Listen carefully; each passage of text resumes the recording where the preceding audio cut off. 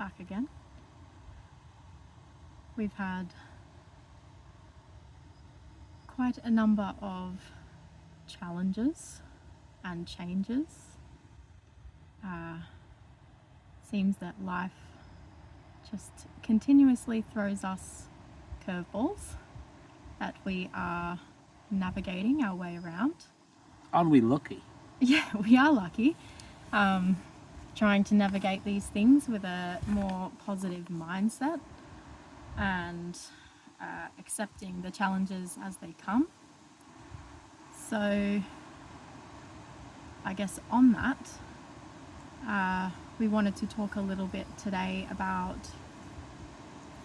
well, just mental health and how to navigate a bit more around these challenges that life throws at us. We had a clip recently that did quite well on YouTube. There was a number of views and comments and likes, and it was the mystical mental health clip. So we thought we would just dive into that a little bit more. Because it seems we are all battling our own inner demons at the moment. So, how did we all end up in this mess? What mess? The mess of our inner worlds, our inner thoughts and behaviours. And how did society end up in a mental health pandemic? Well, it's all natural. It's what happens when you're confined to the psychology. When you step out of your psychology and you come into contact with life, you don't have any problems. You certainly don't have any,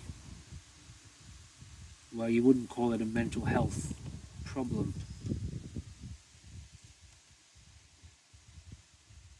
Inside your head is fractured and fragmented. So when you take a very obviously aware, unlimited spirit and then you confine it to a prison cell full of demons and illusions, naturally it's a very unpleasant experience. It's a very limited experience. So when a civilization is built from that limitation, the only possible outcome is despair, widespread despair. So it's completely natural. It's what happens to a person or a community or a society when they are educated to have a wrong identity, to believe in a wrong identity, to chase illusions, to exhaust themselves trying to uphold those illusions, and are given no viable option, no viable way of stepping out of that. So it's all just very natural. It's as obvious, really. Okay. That's why it is that way. This is why it's gotten to this point. If we have a global mental health pandemic, that should tell you something about society, clearly. If society was constructed in a way to generate happiness, freedom, spiritual enlightenment, peace, love and fascination with life, there would be no mental health pandemic. So the very fact that there is a mental health pandemic means the operation of society at large is insufficient, or insufficient at best, or at worst intentionally designed to imprison people, imprison the spirit of life, imprison a living being within an illusion. So it's no surprise in all honesty, that this is the way it's gone. It's certainly not a shock. I mean, haven't you seen it yourself? Haven't you seen what happens when you try to play the game of society? When you go through the schooling system, you go through the educational system, and you follow the suggestions and the programming, haven't you seen where that leads? So, very obviously, you have a system implementing a way of life into children from a young age, programming children, and the obvious effect of that is, what's happening in the world today is very simply and clearly the obvious effect of that programming.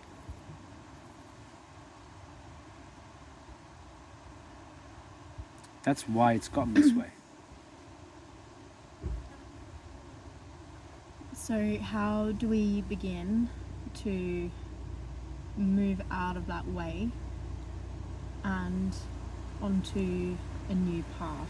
Your head is completely full of illusions, programming, views, beliefs, identity, wants, objectives, goals, fears, opinions, all of that programmed into you.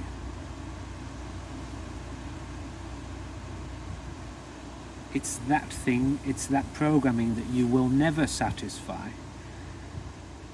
You will never meet its expectation, you will never please it. It's not you, it's also not you. This is all just conditioning. That's all going on inside your head.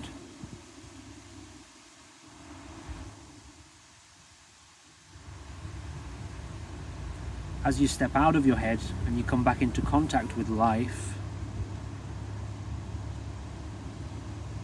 let's just say all of the missing elements come to the forefront and you're no longer confined to a single cell of your experience. And all of your energy, all of your presence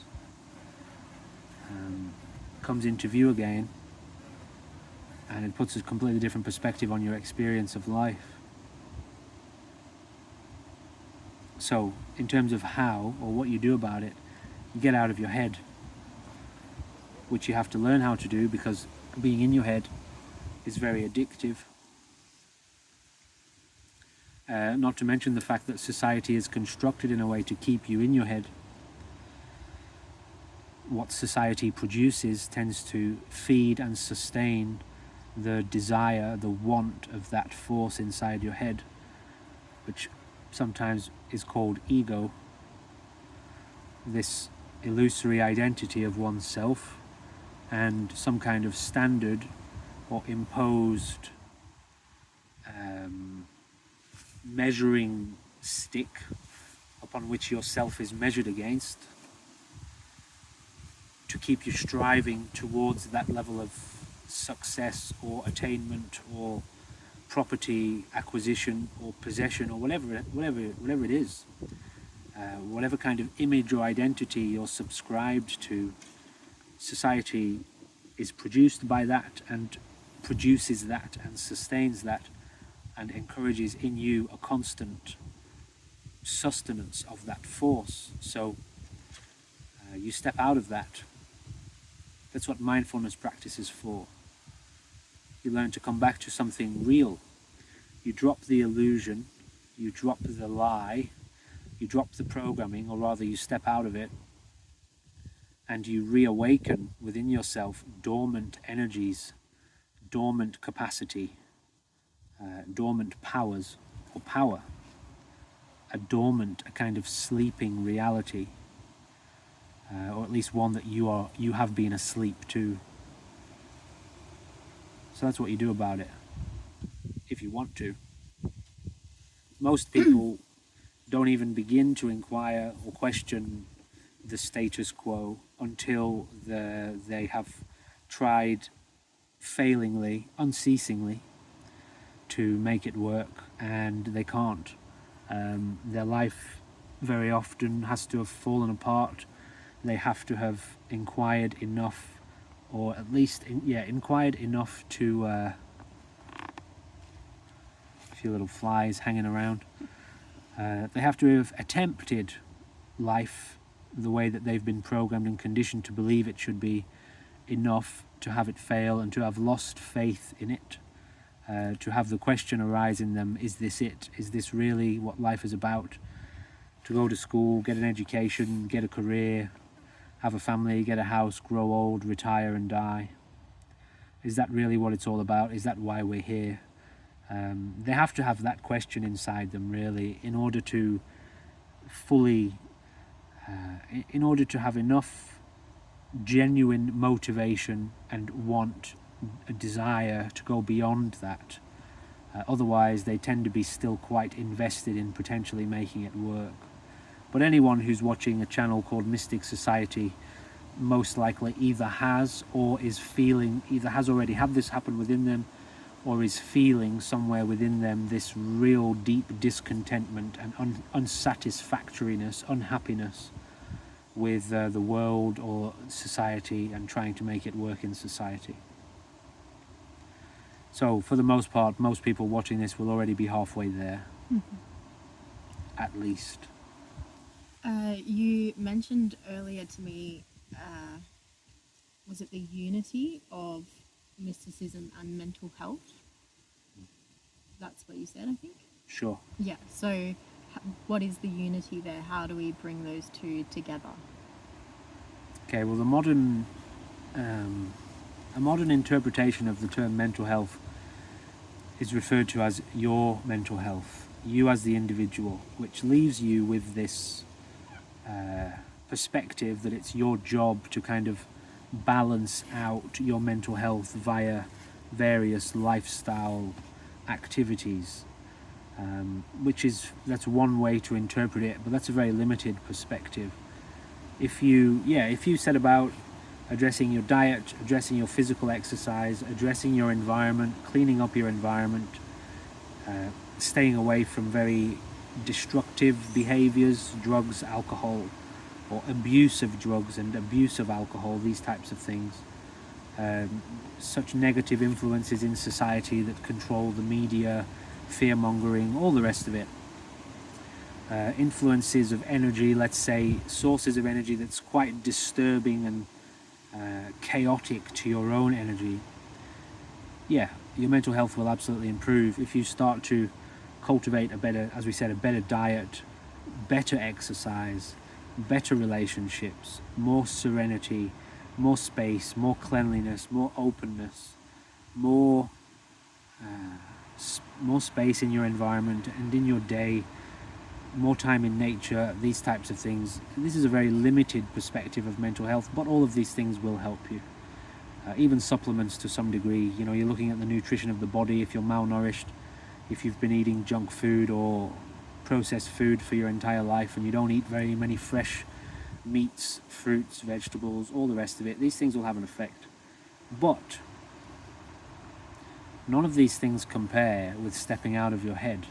These are all, by the way, very essential elements that you have to get to grips with. But when we take the term mental health as it's commonly interpreted and we transform it into mystical mental health, that has a whole new dimension to it.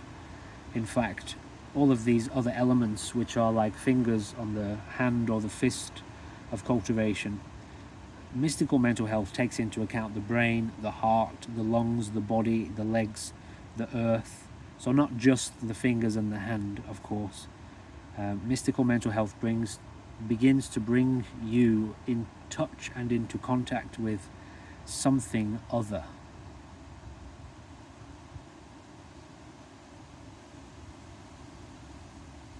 So where do you want to go with that? Something much bigger than yourself as the individual. Right, because we're all kind of walking around in our heads thinking about our lives, our It's all stresses. personal. Yeah, it's That's all called related to us. Related, exactly. It's relative truth. Mystical mental health brings you in touch with absolute truth or universal reality, which is where you start to get to grips with the functioning of mind itself, not just person, body and brain, but mind itself, which is the energy of life. That's the energy that creates the cosmos.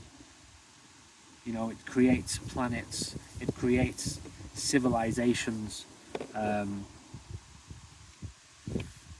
That energy is governing the motivation, direction, vibration of every atom in creation itself. So that's a cosmic. If the term mental could be applied to the mind, as in the mind of reality, that's God's mental health that you're talking about there. That's cosmic mental health. That's mystical mental health. So it's a completely different ballgame. And you thought you had problems as a person because your relationships are struggling, or you don't like your job, or you feel a bit overweight, or you're a little bit depressed.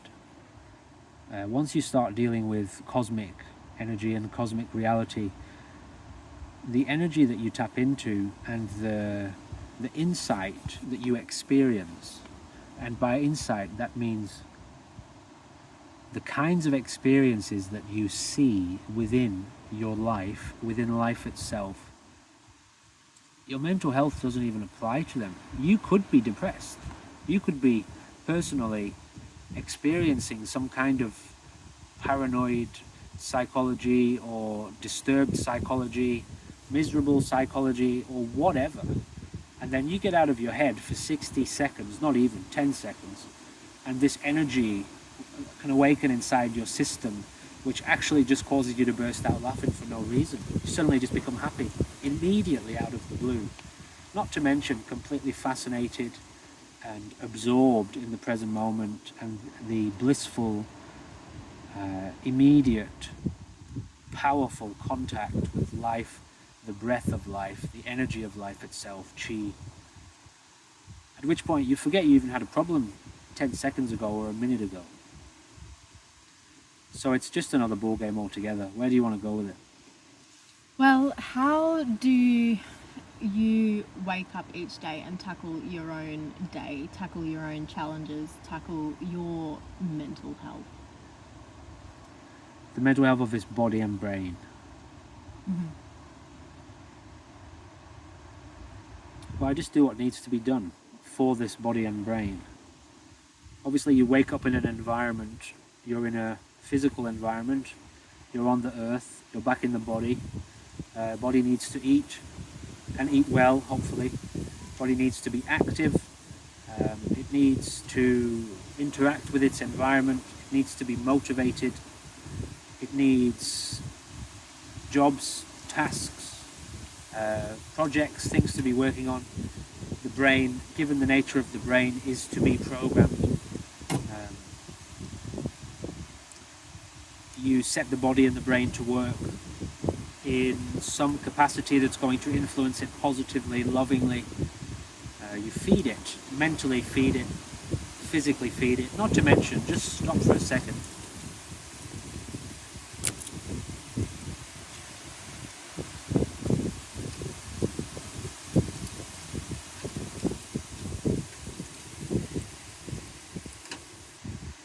And let yourself breathe and bathe in this body's immediate experience. That wind is cool and refreshing. The light of the sun is warm on the body. It's buzzing. It's electric. It charges the bioelectrical system of the body.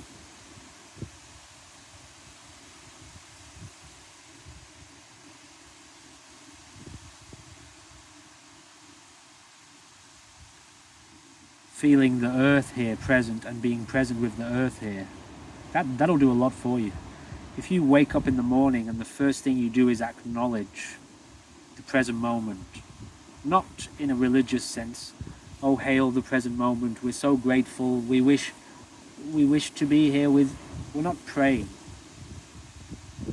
You're actually here with it.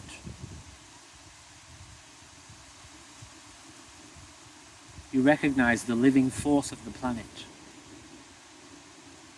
Do you feel how much energy there is here right now?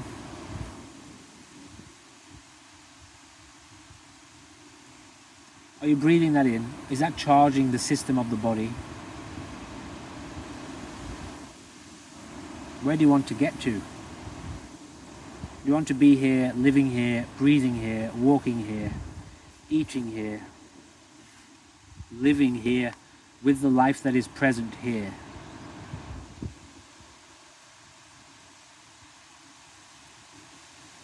Yes, there are some things that are challenging. Exercise can be challenging.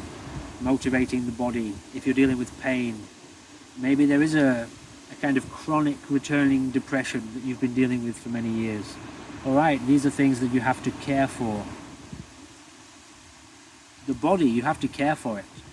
It's an aging, ailing machine, this thing. It's always hurting, it's groaning. It needs sustenance, it needs to be fed, it needs to be watered, it needs to be walked. Yes, these things need to be done. So you get up and you care for the body, service the body, help the brain. When you go to watch videos or you read a book, is it a delight for you? Is it something fun, delightful, entertaining, motivating, inspiring? If you need to, do you look to other human beings for inspiration and connection? Happy people, people cultivating enlightenment, inspiration, love, power, capacity, motivation, fun, enjoyment, lightness, fascination with life. Is this what you feed on? If your brain is feeding all the time, do you feed this information to your brain? Are you programming the brain this way? This is what guides the evolution of the organism. All of this stuff. And this is the world of self-mastery. Are you here guiding the energy of the body via operation of the breath and movement of the organism and movement of the attention? Guiding the chi or the energy through the system, activating it, awakening it. Are you stretching the body, moving the body, walking the body? So all of these things are taken into account, not at the very moment of awakening in the morning, but the first thing you're going to do is just acknowledge you're back in a body. You're hanging out again with the body. The earth is present. The sun is still shining here. Take a moment to acknowledge where you've landed, where you're at physically, what the weather's like, and then get to work for a day, mastering the organism, the body, the psychology, the energy, the environment. Once again, cultivating the evolution of the organism that you're inhabiting, caring for it as any good master would. So, there is no strict routine. It's more a case of seeing what needs to be done and doing it. And then balancing that with rest. Well, rest is a fundamental part of that. Yeah. For some people, rest is what you do, actually, for a long time. You've come from a life of abuse, overstimulation, overexertion, over-involvement. And so you're encouraged to rest, to stop, to meditate deeply, to lay down, to relax, to relieve tension, deep tension of the body and the mind. And you're encouraged to do that for a long time. And you'll probably cry a lot, because it'll feel like coming home. It'll feel like finally resting after years and years and years of being lost at sea. You've finally come back to the ground, come back to a stable, loving, peaceful place, and it'll be like that for a long time for you, because you've been out in the world, as the Buddhists call it, samsara, the sea, the turbulent sea of existence, the turbulent sea of being, suffering. And so you're encouraged to rest a lot. And for other people, you may have been depressed for such a long time because you haven't been able to make it work in society. You may have already had your breakdowns, and you may be in need of a breakthrough. And so for those people, they also get encouraged to rest. But the development of right view is brought into focus, to begin to reflect on reality and the nature of presence and the nature of right identity, so that you can wake up from the dream and the sleep of the ego to begin to reconnect with what some people have called God, or some people have called reality, or some people have called truth, which doesn't really have a name but is absolutely here with you and intimate with you. That's your truer identity. So, different people are at different places in the journey. But for somebody like me, it's all about balance, total integration with presence, and serving the life here, which is the body, the brain, the person, all of the persons, all of the people, all of the life of the present moment, not to mention being here as witness to this life, for this life, so that it can know itself through this body, as this earth, as this present moment here, and in these coordinates of space. So you tell me what's going on.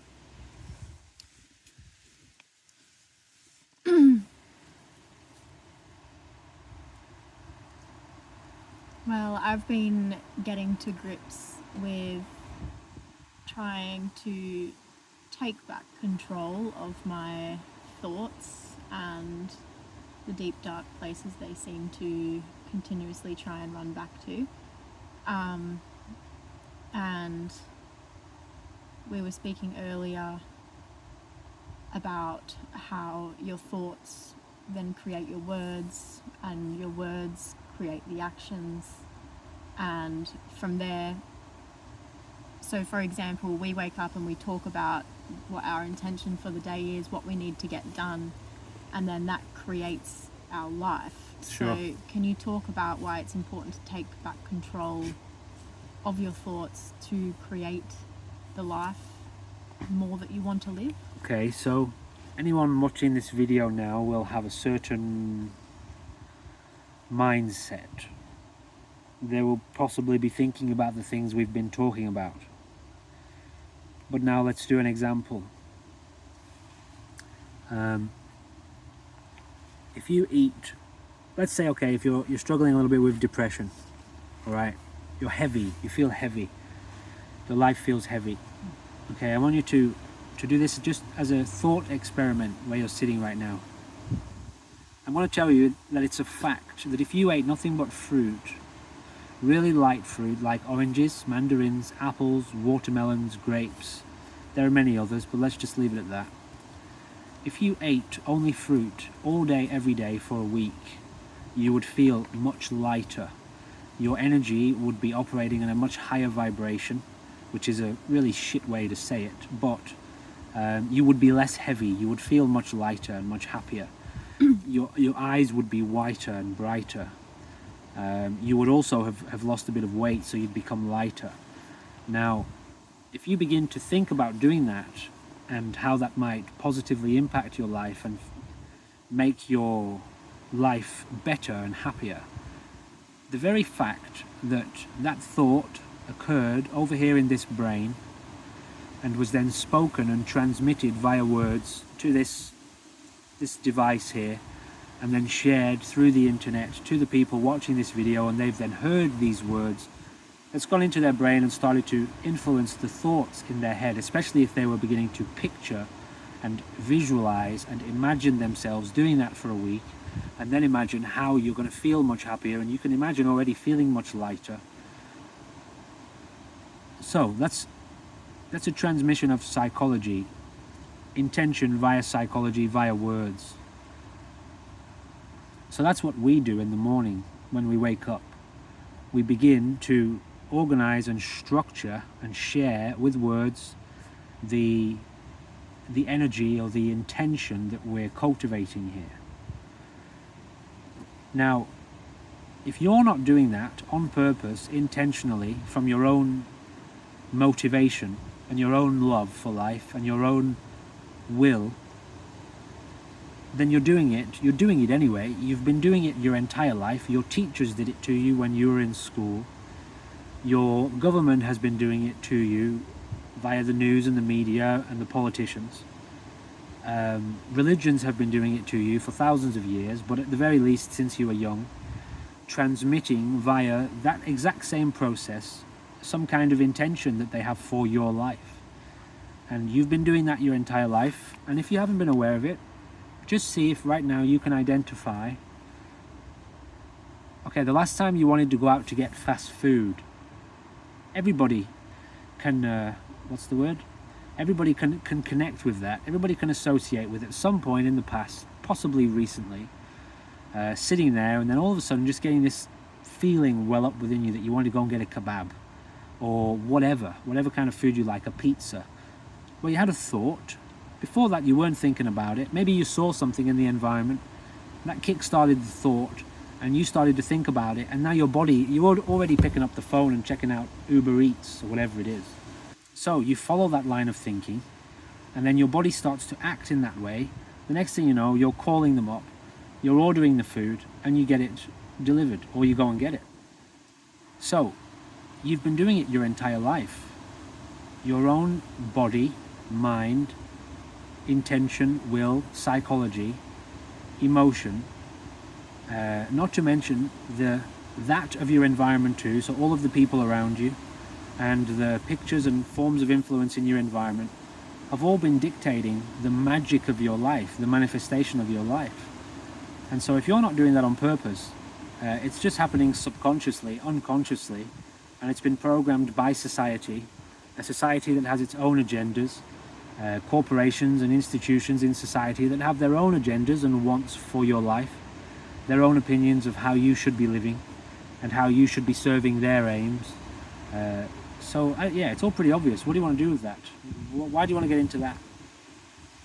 Well, I guess if people are really struggling with their mental health and like to show the importance of taking back control of the direction that your psychology is going. If you have been a passenger in a car, on a bus, with everybody else, and the government's been driving it for you, or some religion has been driving it for you, or some way of life down here on earth has been driving it for you, and all of a sudden you realize actually this bus ride is pretty shit and I'm miserable, and I look over here and he's trying to, this guy over here is his head's half hanging out the window. It's like he's trying to get his head knocked off by some bus, the next door neighbours or something. He's that miserable, he just wants it all to end. These people over here are attacking each other with machetes. These people over here are arguing over some kind of invisible force that everybody believes is here and believes to be the one running the show. These people over here at the back are praying and waiting for a messiah to come. Meanwhile, the government's over here and you can see that they're scheming up front, just focusing on trying to take everybody's money on the bus so they can build nice shiny new weapons to fire at that bus that's over there with all their passengers. And you realize it's an absolute shit show. Well, you're sitting there on the bus and you're being driven by these characters, these forces, these people, these forms of energy. Well, if you want to keep sitting there and allowing these people to dictate your experience and dictate where you're going, and they're the ones steering the bus and driving it for you, and that's your conditioning, and that's what's determining your mental health, because it's literally impossible for you to feel warm and connected to the sun while the government's driving you deeper and deeper and deeper into a black pit of despair where the sunlight doesn't reach. How about you get off the bus? How about you take a breath of fresh air? Next time the bus pulls up at the stop and the next bunch of crazy, insane people get on, you get off. Leave them to it. Let them go where they're going, and you go for a nice walk on your own, on the earth. How about you start climbing your way up out of that pit of despair that you have fallen into because you've allowed your life to be lived by your conditioning, and you've forced yourself, you've tried to please this illusion of a wrong identity, this ego. You've followed the social ego to absolute despair and misery, and you've had enough. How about you get out there in nature and you start reflecting on the earth, the energy of life? How about you spend some time in meditation, breathing deeply and connecting with the energy of your own body and the present moment? And you start to contemplate, how the hell did this happen?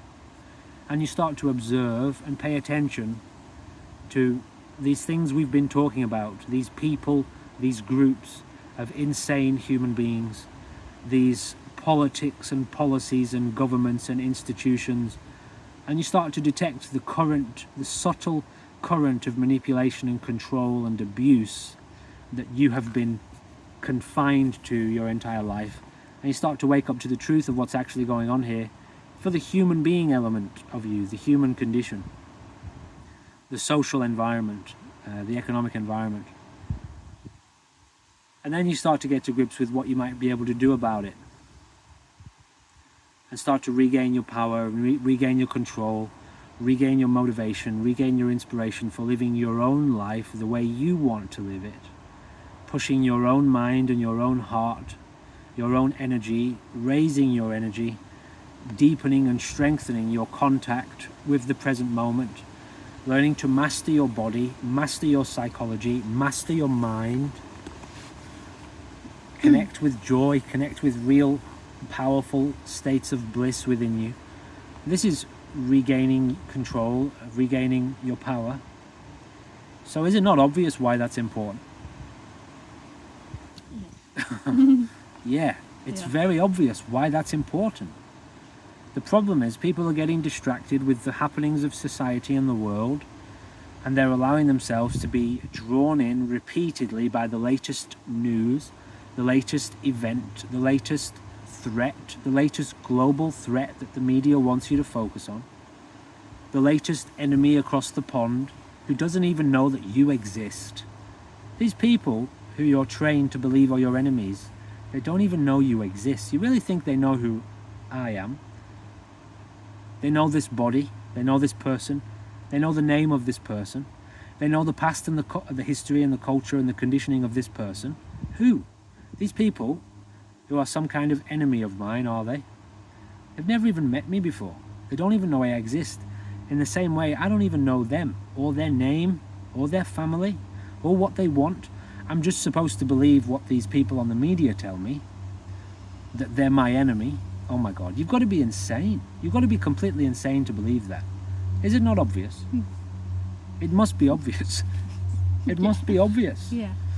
But people go along with what's presented to them on the news, even social media. Social media is full of it these days. It's all over YouTube, people telling you what's going on behind the scenes. A lot of people are just taking over for the media and becoming the new media, pushing some kind of agenda that gets them money, that gets them clicks, that gets them views. And so they dial in on that and they want to push more and more of that, because that's what makes them money, not realizing that's also feeding the same agenda of profit. Now, okay, it's a tricky thing to navigate. We're also navigating it here with this YouTube channel. But you've got to be very conscious that these traps, these temptations, these lies, these manipulations, these constructs of the ego are still in place here within all of these models of society, and they're trying to suck you in non-stop. They're selling you with sex, with drugs, with ideas of power. We know this, don't we? Material possessions, the latest, fanciest, newest, shiniest object. The same thing that human beings have been chasing for millennia. The rarest, newest, hidden gem. That car that's only been produced, there's only 10 of them around the world. So of course the billionaires all want them because they're the rarest, most status, high status symbols. Surely this is obvious. People are aware of this, are they not? And so, you step out of that world completely and totally. What do you know of a spirit of life?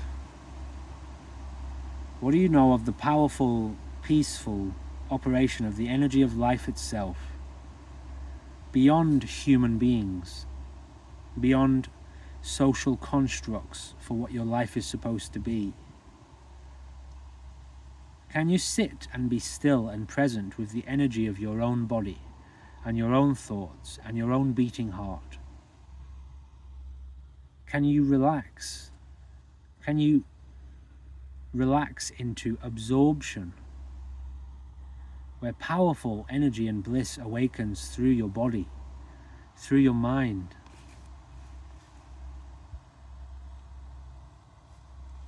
Can you walk on the earth, feeling the earth beneath your feet? Can you be here with the life that is here, this one beautiful, powerful universe, one verse, one life, oneness? What are you getting caught up in all this shit for?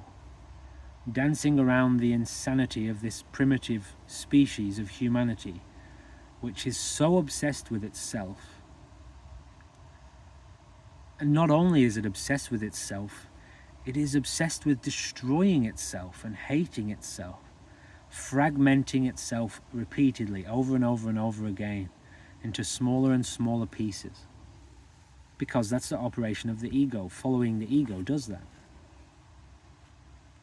So you go in the opposite direction to all of that.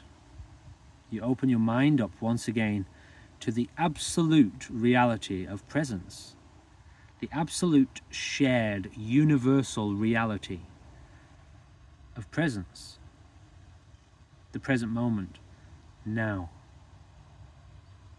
which mystics have been in love with, intimate with, I was going to say in search of, but they go in search of it at first. And actually, to find it, you stop seeking, you stop searching, you stop fragmenting yourself up into little pieces, and you come back to the fully unified reality of the whole. Now, in doing that, in reconnecting with reality, and by reality is meant what is universally real. Once again, we gain our true position of authority over the body, the brain, the psychology, emotion, if there is emotion, thought, if you need to think, action of the body, engagement or disengagement,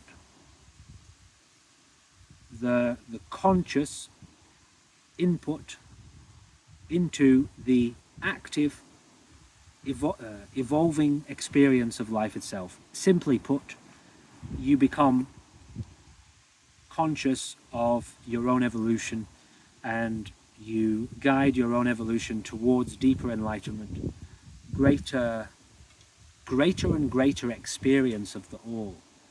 And what that looks like for the most part is cultivating powerful presence all day long. And learning about this organism here, this body. How do you care for it? How do you help it? How do you help alleviate pain? How do you develop greater strength? How do you develop greater focus? How do you develop greater will and intention to manifest and materialize a certain direction for your body, whether that might be resources, relationships? How do you share love and happiness and joy and inspiration and motivation with other human beings? How do you cultivate strength and fitness of these organisms? How do you use the brain in a way which allows you to freely explore this life as a spirit here on earth for this amount of time that you have this body for? What can you do with this body? What is happening here on the earth? How many places are there you can go and see and experience and explore? The energy of the body, how does that work? The energy system of the body. How do you cultivate mystical states of mind, mystical experience? How do you cultivate joy, tranquility? These are all questions that you might have from that point on, because you're very curious about these human organisms and what you can do with them, because you've ended up in one after all, and you have it for a short amount of time. And so life is very fascinating and very free. You just want to live and explore, observe, watch, and get to experience this very joyful and blissful moment.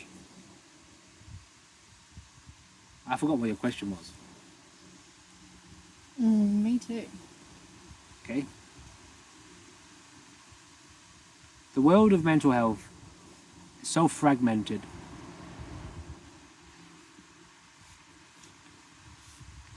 It's primitive and limited.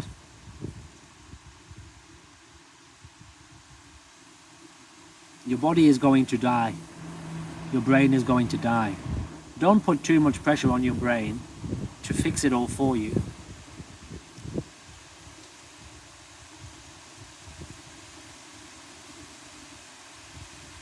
It's important to learn how to manage your mental health, but don't obsess over the mental health of the brain.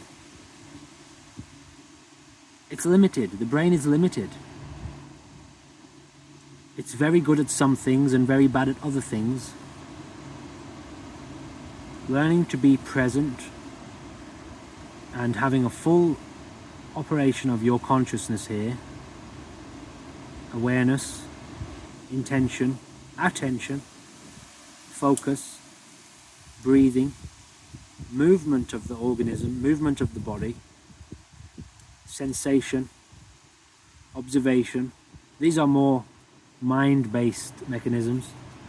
If you can get to grips with those, your mental health will fall into alignment naturally. If you get to grips with your environment, the kinds of influences you're engaging with, the food you're eating is paramount, the exercise you're doing with the body is paramount. Not overexerting the body, but also learning how to rest without guilt, without shame, without fidgeting, without restlessness, deep rest, living simply, spending time in nature, breathing deeply, reflecting on principles of reality, reflecting on the totality of the present moment and what that even means. What does that even mean? What are the qualities of your immediate experience? What qualities or characteristics can be identified about the body, the senses, the organism, the earth, the breath? You can study the breath alone for years and years and years.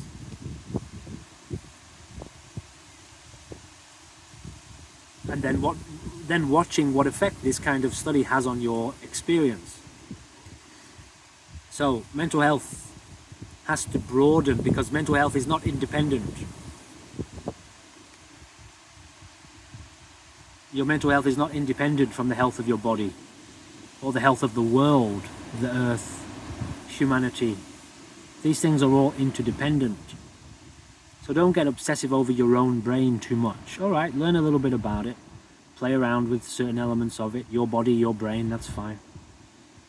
But don't neglect the reality, the whole of the experience. Don't neglect environment. Don't neglect identifying sources of insanity and toxicity and destruction in your environment and learning to stay away from them. Errors, wrong human beings operating in a wrong, insane capacity. Don't neglect identifying that too, because that's a big problem we've all got to address. So we've done about 50 minutes here. We've tried to set this camera up in a way as to minimize the wind, but it's a hell of a windy day. It's really windy. It's a heavenly windy day, and we wanted to give you some scenes of nature, but hopefully this video hasn't been too windy. We are actively in development. We are a work in progress. Our life is experimental. Daily we're trying to refine. We're very, very close.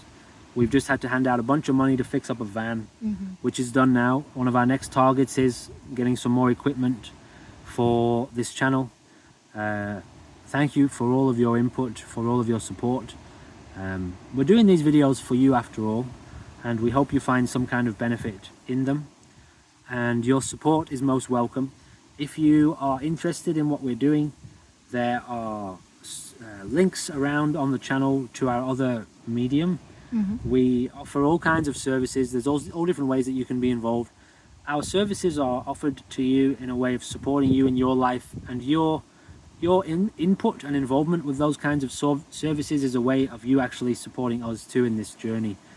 It's supposed to be a reciprocal, shared relationship of mutual benefit. And yeah, we're actively in development. Sorry if this video has been a little bit windy. We're well aware the last few videos were a bit windy too, and we're doing what we can do about it. Yes. Is there anything you wanted to further drill into with regards to what we've talked about today? Yeah, well, you talked just before about our services, and we've talked today about the mystical mental health. So perhaps if you're someone who is struggling with your mental health, or maybe you're going down the modern psychology therapy road and you're not finding any kind of relief there, Master Jing, MJ, does incredible work. And not only that, you are available now to also take bookings for podcasts and interviews. So if anyone out there has their own channel and perhaps they'd like to have a chat online with you, that's something that we can come up with. We do have a microphone and earphones. You do have a proper setup. Yeah, for a proper kind of format like that, we would be able to set up in a sort of office type space. Yeah. Where there wouldn't be any wind. We would close ourselves off from the environment, a bit more of a soundproof environment. We would definitely be able to do that. Yeah. And So I just wanted to throw that out. Not to mention, so our services are paid services, but every one of our services comes with a free 30-minute consultation. If you are in need and you just want to talk, you can use that free 30-minute consultation to get a few hints and a few tidbits. And not to mention, if you are genuinely in need but unable to support us financially in exchange for the services, we still would like to help you. We still would like to be able to create content for you. If you have issues and things that you would like specific information regarding, just send us questions via the comments, via emails. We will answer them. We will do our best to get to them and incorporate them as part of the content. Not to mention, at some point, you know, if we do get around to live streaming when we can manage our time, not manage our time more effectively, but when our lifestyle aligns, the sort of, I'm trying not to say this in a very complicated way, but there are certain things going on around us at the moment that really need our attention, very much so. They're a priority, and we need to get into the flow of like a way of life with regards to these new changing elements before we can start creating specific times and routines with regards to live streams and stuff like that. But for now, we can get these these podcasts in once a week and get them up on the channel once a week. If you've got questions and you need help, just forward it to us somewhere. We will definitely get to it and help you out. But yeah, if you want more in-depth support, you can also reach out and begin to make arrangements with us for long-term private support as well. Cool. So, any other points you want to drill into on your mental health, your experience of it? Yeah, well, I've had some really good shifts basically since the last podcast, where I mentioned a little bit about what I have been going through. But yeah, my mindset has really improved. My will and motivation for my life has really improved. And I think one of the main things has been this kind of realization that I have been approaching my life just completely as a victim of everything, of my circumstances, and just being a victim, exercising like a victim, like, oh, this hurts, and complaining, and why me, and Blaming. blaming, yes. Yeah. That's what the victim does. Sorry Yeah. to interrupt. No. Sorry to just throw I'm a like word at you. blaming, yes. That's what the victim does. It says the problem is because what everybody else is doing or has done, or what Right. he's done to me, or what they did to me. Right, Yeah. that's the victim. Yeah, Blame. I just was entirely looking at my life from the mindset of a victim, and starting to turn that around and take back control and take back more power over my thoughts, like while I'm exercising, repeating, like, I'm not gonna stop, I'm gonna keep pushing myself, and kind of programming that in there has made such a drastic change to my just how I am seeing my life and how things are unfolding, and approaching challenges with a more like, okay, yep, let's do this, rather than like, oh, why me? Why is this happening? So that's been a massive turning point for me. No more victimhood, and owning my decisions and owning my life and taking back the power and control over myself and my body. So that's been huge, yeah. What was the catalyst for that turning point? Like, what happened where it was suddenly this snap out of it? What shift? Do you know what? It was again that waking up and not doing what I am meant to be doing. And then you and I had a really large talk, and you got very honest with me. You know, it's not up to you to motivate me. It's not up to you to pull me along. I need to be motivating myself and helping this move forward. Because it's your life. Because it's my life, yeah. And yeah, we just had a really big talk, and just the realization kind of hit in that talk. The breakdown happened a little bit in that talk, but also like the turning point happened in that talk. So it was just a day again where I've woken up and I've let myself down, and the amount of days I've woken up in my life and let myself down again and again and again, and the pure exhaustion of myself, led me to that point. I'm exhausted by myself. I had that part of me had nothing left to give. It had gone as far as it could in that capacity, so something really needed to change. And so what have you noticed now that you have, well, how would you describe it? You've taken back control, or you're now pushing yourself? What have you done? I'm now pushing myself. You've decided you don't want to be a victim anymore? No, I don't want to be a victim anymore. You're going to be a perpetrator. Yeah, I want to be a leader. I want to help people. Predator, not prey. Yeah, I want to be a lion, not a sheep. I want to help people. I want to, if I can't do this, how can I help people? How can I, pull people out of the mud and help them get out of the mud too, if I'm stuck in the mud? So, yeah. What was the question? I can't remember. I can't remember either. Anyway, ladies and gentlemen, Good times. please, if you do want to know more, ask more, be involved more.